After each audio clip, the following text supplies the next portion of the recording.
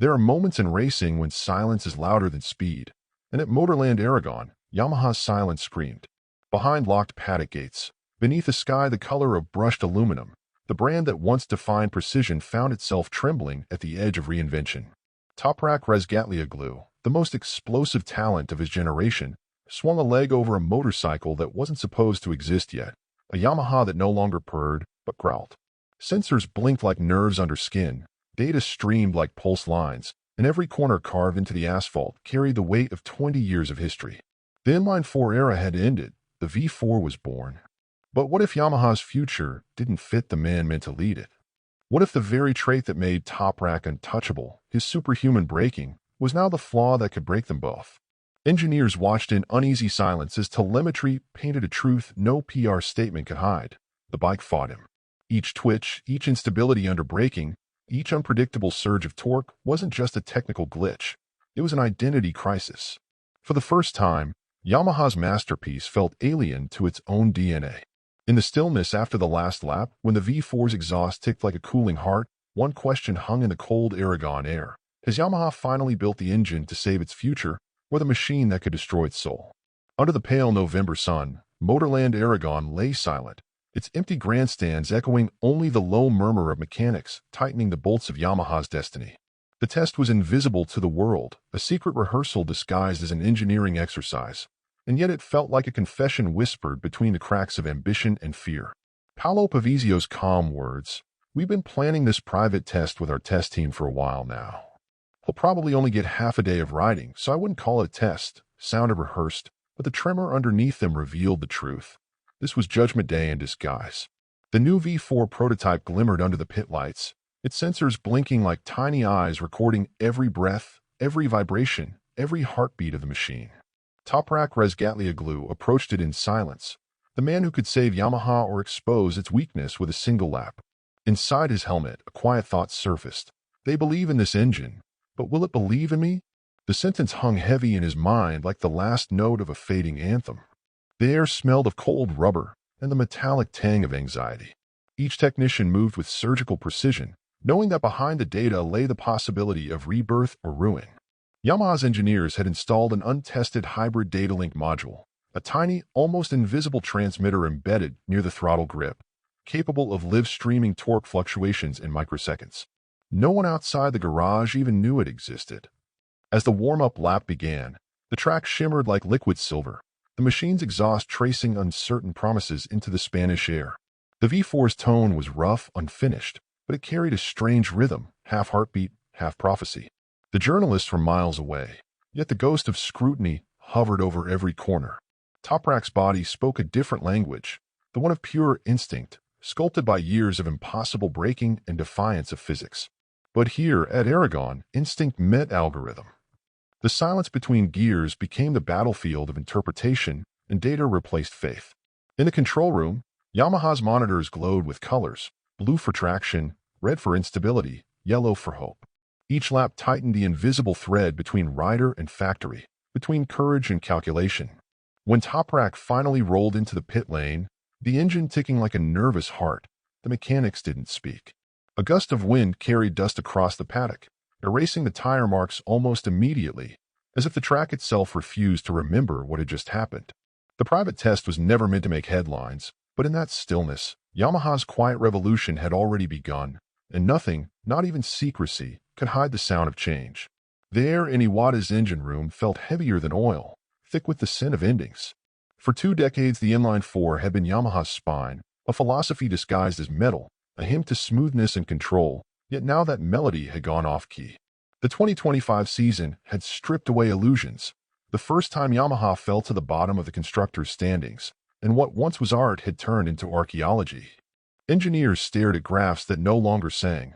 The M1's curve of perfection had flattened into obsolescence. The decision came quietly, but hit like gravity: abandon the inline-4, embrace the V4, or vanish. Every rival factory, Ducati, KTM, Aprilia, and even Honda now operates with V4 configurations.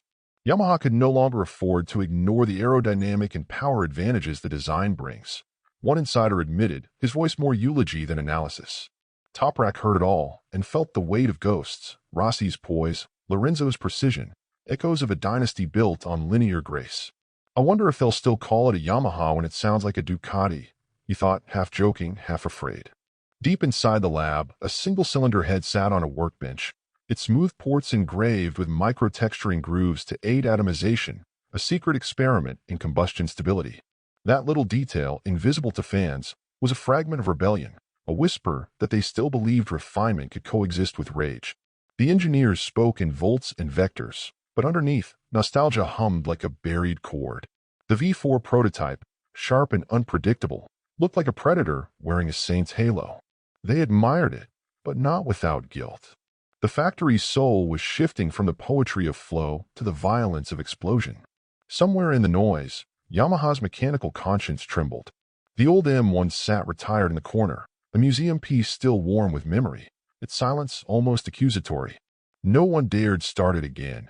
Even its idle note would have sounded like the past refusing to die. Toprak touched the new engine's casing, its heat biting his fingers, and whispered to himself that all evolution begins with betrayal.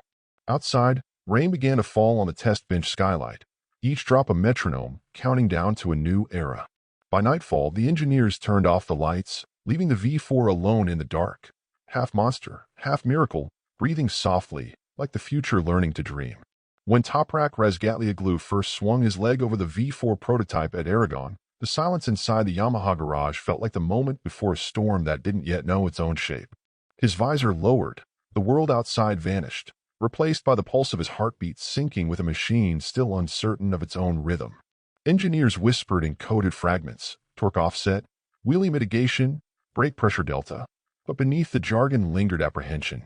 The new star is stepping into a machine that for now lacks refinement, consistency, and perhaps most crucially, the predictable braking behavior Toprak thrives on, one technician admitted, his voice a blend of awe and fear.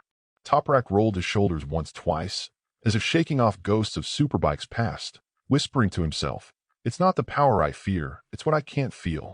He released the clutch, and the V4 howled like an animal still learning its own growl. The first corner came too soon.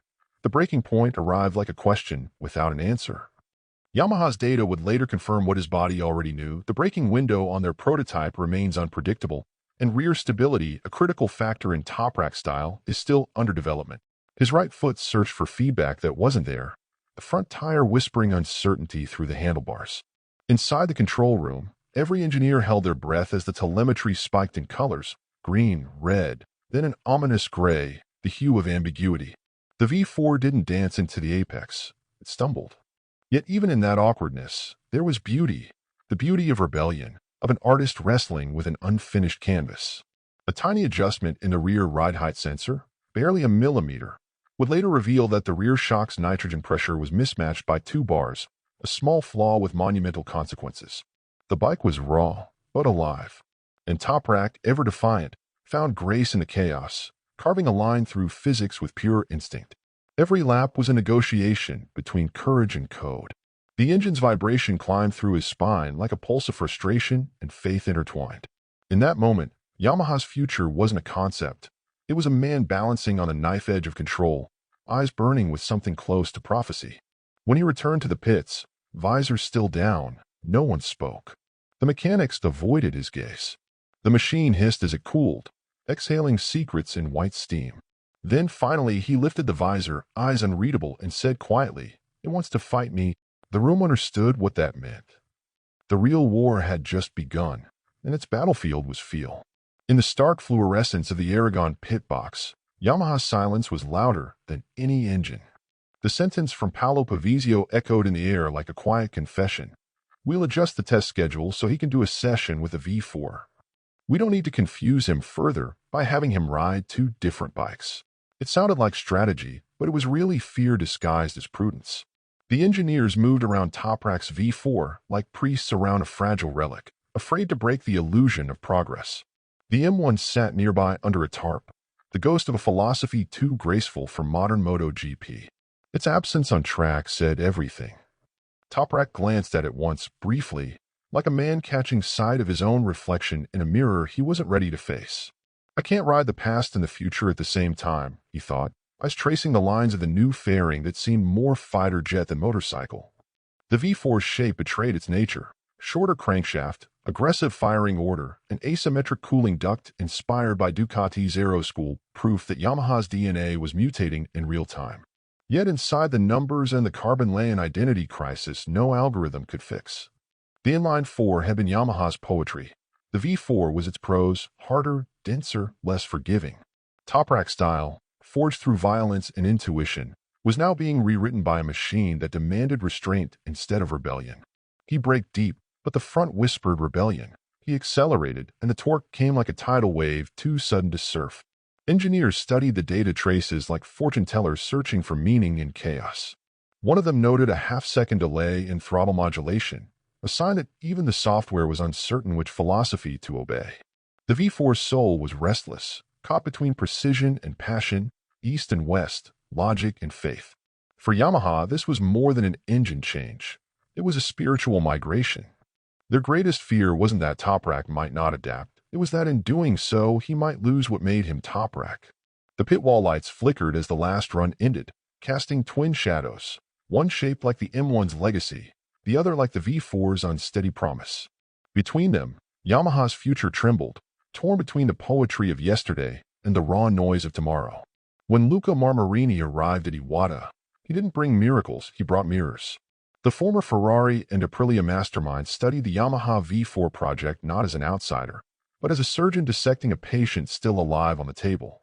His mission was clear yet impossible. Marry Yamaha's smooth delivery with the punch of AV4. The phrase became both mantra and warning. Inside the dyno room, the new power unit screamed in raw bursts, the sound uneven, hesitant, like a voice learning to pronounce its own name. Marmarini listened not just with ears but with mathematics, searching for rhythm in the noise. He ordered a new combustion layout, an asymmetric firing sequence borrowed from Formula One energy recovery logic, a tiny technical rebellion hidden inside aluminum. The engineers, disciplined and cautious, struggled to digest his audacity. Japan's tradition of perfection met Italy's hunger for chaos, and sparks flew, not metaphorical, but literal, as one early prototype overheated during a 10-hour endurance cycle. The only positive is we know where to improve the V4 bike, Augusto Fernandez said later, his tone dry, pragmatic, almost resigned. Marmarini smiled when he heard that. For him, knowing where to improve was a form of progress. In his private notes, he called Yamaha's challenge a dialogue between harmony and explosion. The European influence began seeping into everything. New aerodynamic mapping, 3D printed variable intake funnels, experimental magnesium clutch baskets designed for tactile response. Toprak, watching from afar, wondered how much of the machine's soul would survive translation. Are we still building a Yamaha or just a fast Ducati in blue? He asked himself while scrolling through data sheets he barely recognized. The old balance of hierarchy, the serene Japanese chain of command, was dissolving into debate and creative friction. Marmarini encouraged it. He thrived on disorder that produced revelation. Slowly, Iwata's sterile precision began to breathe. The engineers, once bound by silence, now argued over telemetry like musicians tuning discord into melody. Yet beneath this cultural fusion lingered a tremor of doubt, the sense that innovation demanded the sacrifice of identity. In that collision of method and madness, Yamaha was not just engineering an engine, it was reinventing the way it dreamed. By the end of the session, when the final dyno run hit 18,200 revolutions per minute and held steady, Marmarini closed his notebook with a faint smile. "It's not perfect," he murmured, "but it's alive." And for Yamaha, that single word, alive, was more revolutionary than any horsepower figure. In the half-light of Aragon's pit lane, the war wasn't fought with horsepower but with millimeters. Yamaha's crew surrounded Toprak's V4 like sculptors refining a statue that could breathe, adjusting, measuring, and questioning every touch point between man and metal. "We measured him a while ago, and now it's time to make sure he's not under stress from ergonomic adjustments in Valencia," Paolo Pavizio reminded the team, his tone calm but urgent. The bike sat on its stands, stripped of glamour, a machine in search of a human shape. The brake lever was shortened by 2 millimeters, the seat tilted by half a degree, the handlebar spread widened to echo the geometry of his old BMW Superbike, tiny changes that carried the weight of destiny. Toprak climbed aboard and flexed his wrists, feeling the unfamiliar stiffness of the MotoGP master cylinder, muttering inwardly, "If it doesn't feel mine, it will never obey me." The sentence wasn't complaint. It was a ritual. Yamaha's technicians watched the way his shoulders aligned, the angle of his knee against the tank, the pressure pattern on the pegs recorded by hidden sensors beneath the aluminum. Each motion became data. Each discomfort became a clue. The front fairing shimmered under the LEDs, reflecting Toprak's stillness, rider frozen between adaptation and rebellion. The V4 was faster than his body could yet understand, its torque demanding a posture that felt alien, a language his muscles hadn't learned to speak. One mechanic compared it to teaching a dancer to move in zero gravity. The metaphor fit. The balance was delicate, unnatural, transformative. As he braked at the end of the straight, the front end pitched differently, resisting his will, forcing him to change centuries of instinct in a single corner. Yamaha's software registered every nuance. Brake pressure at 13.4 bar, lean angle at 58 degrees, pulse rate surging past 160. Yet no line of code could decode the tremor in his forearm or the doubt in his breath. Inside the garage, engineers debated lever ratios and tank curvature, unaware that the real fight was happening inside Toprak's nervous system. He closed his eyes between runs, visualizing the track, hearing not the engine, but his heartbeat sync with the throttle. The bike had to become an extension, not an opponent. That day, Aragon wasn't a circuit, it was a laboratory of empathy, a test of whether precision could understand instinct. When he finally dismounted, sweat soaking through his undersuit, he whispered, "Now it listens." The crew smiled faintly. For Yamaha, that single sentence meant progress. Man and machine had, at last, begun to speak the same language. Aragon's November light was thin and metallic, the kind that turns engines into silhouettes and memories into mirrors. In that eerie quiet, two transporters stood opposite each other, Honda and Yamaha, once empires of precision, now pilgrims seeking redemption. The scene felt scripted by fate, as if MotoGP itself had summoned its fallen giants to confess their failures in private. Having both Japanese manufacturers at the same track in private, away from media, was symbolic. Two of MotoGP's most decorated brands, now both fallen giants, quietly testing side by side, each searching for a way back to relevance. One observer whispered from beyond the fences. Honda's garage thrummed with unfamiliar accents, Italian, Spanish, German, a chorus of Europe's new engineering gospel. Yamaha, meanwhile, clung to its blend of calm ritual and suppressed urgency, still believing that balance could outthink brute force. The contrast was haunting. They're slightly ahead in development maturity, murmured a Yamaha engineer, his voice neutral, but his eyes conceding the truth. On the track, Alex Espargaro's Honda carved straighter lines, its exhaust tone cleaner, more confident, while Toprak's Yamaha twitched and flared like a wild horse resisting domestication. It's strange, Toprak thought, watching the red bike blur past, how silence feels heavier when you're behind. The Honda prototype carried a European rhythm, seamless throttle mapping, aero-cooled swing-arm ducts, the hum of efficiency. Yamaha's V4 still vibrated with questions. Every downshift was a gamble, every acceleration a prayer. The two brands were like old composers trying to write new music with unfamiliar instruments. Engineers on both sides exchanged glances of mutual recognition, the fatigue of reinvention. In Yamaha's garage, Pavizio watched telemetry spikes reflecting chaos. Across the pit wall, Honda's data flowed smooth and steady. The symbolism was cruel and poetic. Two legends, once defining entire eras, now sharing a track they no longer ruled. A faint smell of hot oil mingled with the scent of humility. For a brief second, both teams paused testing as clouds rolled over the circuit, plunging everything into gray. It felt like time itself had stopped to witness their struggle. When the rain began to fall, neither factory packed up. They stayed, watching droplets trace patterns on carbon fiber, as if the sky were rewriting their story in Morse code. The message was clear. Glory doesn't return through nostalgia. It must be engineered anew. And so, beneath the same fading light, Yamaha's quiet desperation met Honda's wounded pride, each chasing the echo of what they once were, and the shadow of what they might yet become. Valencia waits like a stage that remembers every triumph and every fall, its asphalt shimmering with the ghost of champions and the sin of risk. For Yamaha, November 18th is not a test. It's a verdict, a public unveiling of every private doubt whispered in Aragon's empty garages.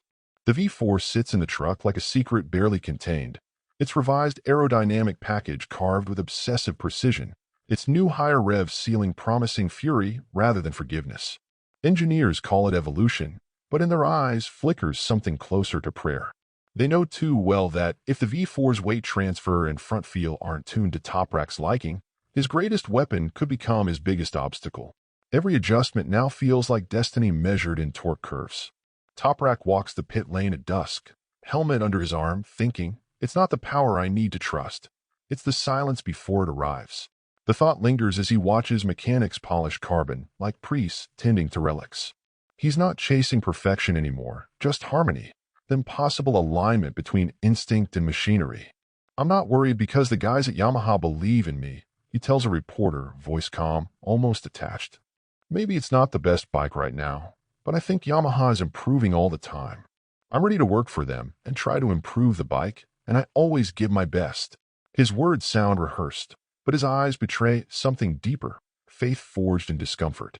The new fairing, inspired by Ducati's downforce geometry, hides micro-perforated cooling vents, an experimental detail no one will mention in press releases. Under the surface, Yamaha is rewriting its philosophy in equations of airflow and courage. As night falls, the circuit empties, yet inside the paddock the lights stay on, illuminating the blue bike that carries a century of expectation. Mechanics exchange quiet nods. No one jokes anymore. The future hums in the background, electric and uncertain. Outside, a faint breeze moves through the grandstands, lifting dust like applause from ghosts. Valencia is where machines reveal their truth, where legends either reawaken or dissolve. Toprak zips up his leathers, steps toward the pit exit. For a heartbeat, the world feels suspended between hope and history. When the engine ignites, the V4's note pierces the darkness, not as a scream of power, but as the fragile sound of a dream daring to survive.